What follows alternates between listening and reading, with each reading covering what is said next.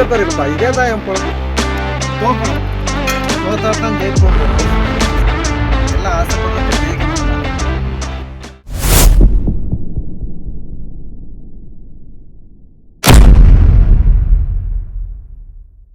உங்கள் குவாலிஃபிகேஷன் என்ன அப்பனா?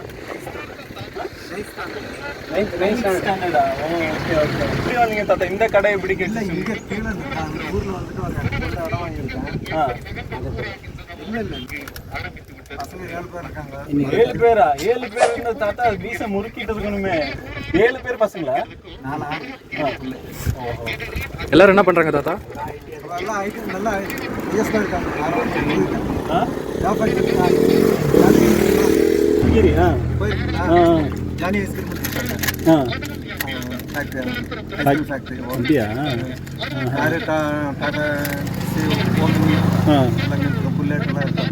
வர்றேன். இங்கே ஒருத்தர் இருக்கான், 3வது. என்ன பண்ணிருக்காரு? அவர் பெயிண்டிங் பாலிஷ் கான்ட்ராக்ட். இன்னொரு சின்னதாக இருக்கான், ஆர்ட் பெயிண்டிங்கு எல்லாமே ஃபுல்லு த்ரோட். நெல் அரிசி மேலெல்லாம் சித்திரங்கள் ஆர்ட் ஒர்க் எல்லாம் ஒன்றும் தெரியாதுங்கிற எங்கேயும் இருக்காங்க. ஓர இதில் இருக்காங்க. இப்போ அவங்க ஹவுஸ் ஒய்ஃபா?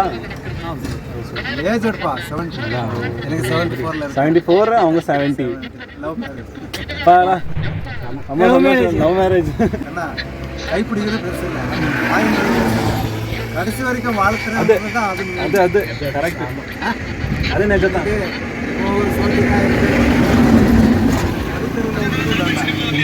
கட்டி வாழணும், கஷ்டம் சுகத்துக்கு 2 பேரும் அர்த்தம் பண்ணிட்டு வாழ்ந்தா தான் அது. ஜென்ரேஷனுக்கு இந்த ஜென்ரேஷனுக்கு என்ன வித்தியாசம் சொல்லுங்க பார்க்கலாம். அப்படி ஒன்றும் சொல்லவே முடியாது, ஒன்றும் சொல்ல முடியாது. ஏன்னா அந்த உலக சுற்ற வாலிபன் மாதிரி ஊரெல்லாம் சுற்றி வந்துருக்கு. அதான் நீங்கள் உங்களுக்கு வைட் ரேஞ்ச் ஆஃப் எக்ஸ்பீரியன்ஸ் இருக்குல்ல இருக்கு. ஆனால் என்னன்னு சொன்னாக்கா யாருக்கும் விரோதம் பண்ணி நடக்கூடாது, ஐஎஸ்க்கு வயசில் போகக்கூடாது. எல்லாம் ஒன்றே தான், ஆண்டவன் வச்சிருக்கிறது. இப்போ என்ன சந்திக்க வரணும்னு சொன்னாக்கா அந்த ஆண்டவர் தான் உங்களை அனுப்பி கொடுத்துருக்கு. அது ஒன்று தான் சொல்லுங்கள். கடவுள் மேலே நம்பிக்கை ஜாஸ்தி. கண்டிப்பாக கடவுள் இல்லாமல் நாம் இல்லைப்பா, நாம் இல்லாமல் கடவுள் இல்லை. நாம் இருக்கிறது அவரை பூசை பண்ணுறதுக்காக. நாம் ஜெயிக்கிற பழத்தை வந்து இதுக்கு தகுந்த மாதிரி அந்த பிள்ளைக்கு இப்படி வைக்கணும்னு சொல்லிட்டு அந்த ஆண்டவருக்கு தெரியும். அதை பாரு வச்சு வாழ்த்துன்னு இருக்காரு. அதை நீங்கள் ரொம்ப சந்தோஷமாக இருக்குது. உங்களை பார்த்தாலே சந்தோஷமாக இருக்குது இல்லையா? உங்கள் லைஃப்லேயே சந்தோஷமான இன்சிடென்ட் அது? நான் அந்த மாதிரி ஒன்றும் அந்த மாதிரி ஒன்றும் இல்லை. எனக்கு ஜபத்தவ கடவுளுடைய பக்தி ஒன்று விட்டா நான் வேறு எதுவும். உங்கள் லைஃப்பில் ஏதாவது எக்ஸ்பீரியன்ஸ், கடவுளோட எக்ஸ்பீரியன்ஸ் ஆகிடலாம் நிறையா இருக்குது. ஒன்று ஏதாவது? ஸ்டூடியோவில் இருக்கும்போது 80 அடியிலேருந்து விழுந்திருந்தேன். படிக்கட்டெல்லாம் உடஞ்சி போயிடுச்சு. நான் நல்லா தான் இருந்தேன், நல்லா நிம்மதி நின்றேன். அப்போ சினி ஆர்டிஸ்ட் ஹீரோ வந்துட்டு உயிர் வந்துருச்சு, அவனுக்கு மறு உயிர் இருக்கு, இன்னைக்கு எந்த வேலையும் செய்யல. 100 ரூபா கொடுத்தாரு. தண்ணி அடிக்கிறதா தண்ணி அடி, இல்லைன்னா கோயிலுக்கு போயிட்டு தேங்காய் முடி. இப்போ எது தேவை? கடவுள் உயிரை காப்பாற்றணும் இல்லையா? தண்ணியும் போட்டேன், தேங்காய் அடிக்கிறதா நம்ம ஜாதியில் இல்லை. கடவுள் ஒரு கேண்டை பற்ற வச்சேன், மறுபடியும் ஆக்கிறேன். அது மாதிரி ஆக்சிடென்ட் எவ்வளோ ஆச்சு, விஷம் குடித்தேன். டோர்னல்லி தெரியுமா கோயில்? சம்சாரத்துக்கு எனக்கு வந்து பழைய ஒரு ஸ்டோரி, ஒரு லவ் ஸ்டோரி இதே இருக்குது. இங்கே மாடி வந்து இது பண்ணிருக்கானே, தாங்க முடியல வந்து விஷம் கொடுத்தேன். தாங்க முடியல, தலை சுற்றுச்சு. என்னையா என்ன இருக்குங்க? ஒன்றும் இல்லை சார், நெஞ்சு வலி ரொம்ப ஜாஸ்தி, தாங்க முடியாது வச்சு விஷம் குடித்தேன். படத்துக்காக ஒருத்தர் நமக்கு கூட சண்டை போட்டான்னு சொல்லிட்டு நம்ம திருப்பி சண்டை போடக்கூடாது. ஆமாம் ஆமாம் கரெக்ட். ஏன் சொல்லு, ஜெயிச்சு வாழணும்னா நம்ம தோந்து வாழணுமா? எங்கே இன்னொரு தடவை சொல்லுங்க. நம்ம ஜெயிச்சு வாழணும்னா தோந்து வாழணும். Correct correct. தோக்கணும், தோத்தா தான் ஜெயிப்போண்டு. ஸ்போர்ட்ஸ் மேன்ஸ்க்காகட்டும் எல்லாருக்குமே இருக்குன்னு ஒரு ஸ்போர்ட்ஸ் சென்டர் இருக்கு. அதில் ஜெயிக்கணும் எல்லாருக்கும் ஆசை தான். இது லைஃப் ஸ்போர்ட். ஆசைப்படல, எல்லாம் ஆசைப்படுறது ஜெயிக்கணும்னு தான். ஆமாம், ஜெயித்துக்கிறதும் சிரிக்கணும், தோத்தாலும் சிரிக்க வேண்டியதுதான். ஏன்னா இன்னைக்கு அந்த மாதிரி இல்லை நமக்கு சாரு. இன்னைக்கு பேஸ்டார் ஆகிடுச்சு. அப்படிதான் நினச்சிட்டு ஜீவனம் பண்ணோம். எல்லாம் நன்மைக்கே கண்டிப்பாக கண்டிப்பாக கண்டிப்பாக. ஆனால் இந்த காலத்தில் உங்கள் மாதிரியெல்லாம் எடுக்கிறது ரொம்ப கஷ்டம். யாரும் இல்லை. ஏன்னா மண்ணு தான் தெரியும் நமக்கு குடும்பத்தை வச்சு. எங்கள் அம்மா கேட்டு பாருங்க, நான் தான் மூத்துவேன், எல்லாம் போயிட்டாங்க. கடைசி ஒரே ஒரு தங்கச்சி இருக்கேன். 4 வீடு, தங்கம், எல்லாம் இருந்து வந்திருக்கீங்க. எங்கள் அம்மா போலீஸ் இன்ஸ்பெக்டர் இருந்தாங்க, ரிட்டையர்ட் ஆகி இறந்துட்டாங்க. இப்போ உங்களுக்கு ஃபேமிலின்னு யாரும் இல்லையா? லைக் உங்கள் ஒய்ஃப் ஒன்று இல்லைப்பா, இல்லை தனியாக இருந்துருக்கீங்க. இப்போ உங்களுக்கு என்ன வேணும்னா என்ன கேட்பீங்க கடவுள்கிட்ட? நான் கடவுள்கிட்ட ஒன்றும் இல்லைப்பா, முஸ்லீம்களுக்கு வந்து ஆரோக்கிய சக்தி கொடுப்பா. நம்ம செய்கிற ஒரு காரியத்துக்கு நீங்கள் துணையாரு சாகும்போது எனக்கு நல்ல சாவு அதுதான் வேணும் எல்லாத்துக்கும் இல்லையா? அடையாளம் கடைசி எந்த லைஃப் இல்லையா?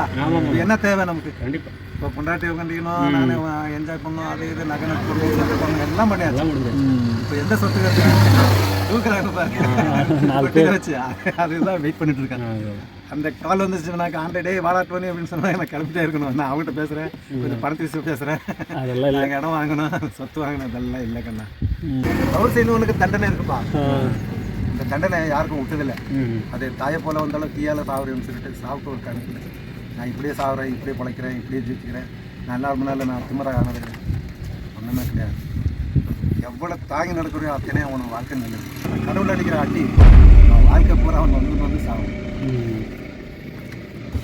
ஸோ நல்லது தாத்தா, நீங்கள் பேசுனது நல்லா கருத்து உள்ள பேச்சு தான்.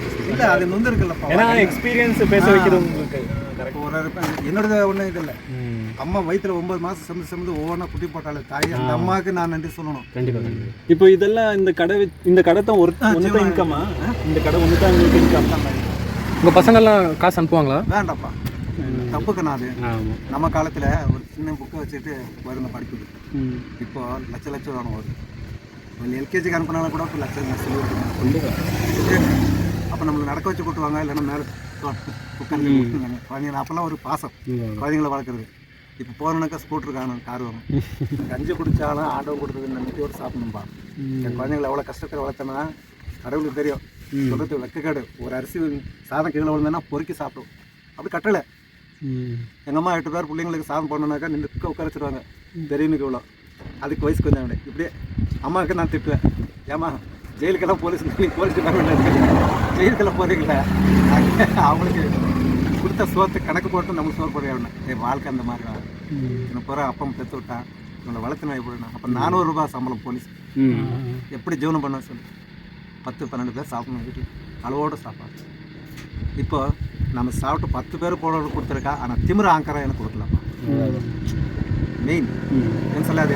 அந்த காலத்தில் அனுபவிச்ச யோகா இருக்குப்பா, அந்த யோகா இப்போ நம்மளுக்கு கொடுத்துது. பிள்ளைங்களாம் அப்போ அவ்வளோ கஷ்டத்தில் வளர்த்தேன். என் மகன் சொல்லிட்டு யாரும் சொல்ல மாட்டேங்க.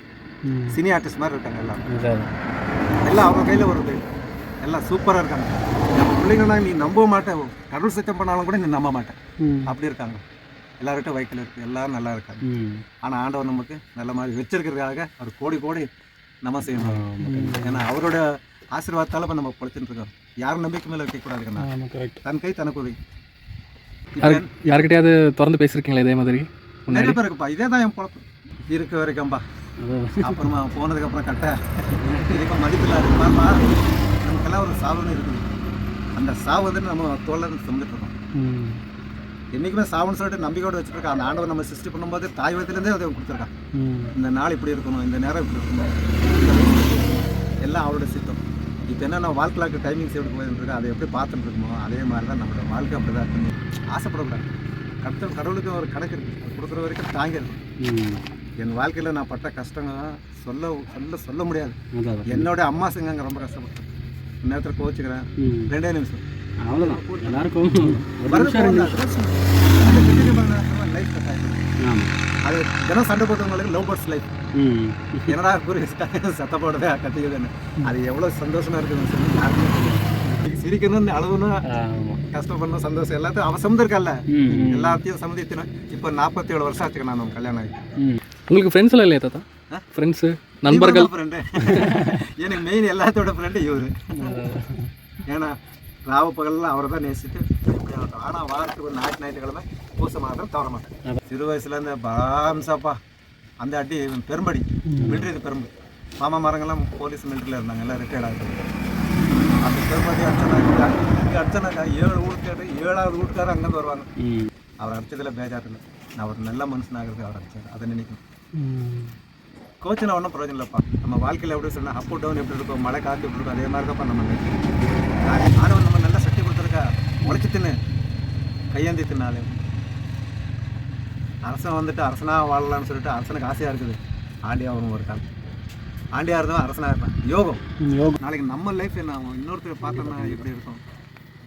நமக்கு இளவதனம் நம்ம கஷ்டம் நம்ம வீடு நான் அதை பற்றி யோசனை பண்ணலப்பா. நம்மளோட ரொம்ப மோசமாக இருக்காங்கப்பா ஃபுட்பாத் மேலே. அவங்கள பற்றி யோசனைனாக்கா நாமளே சூப்பர்.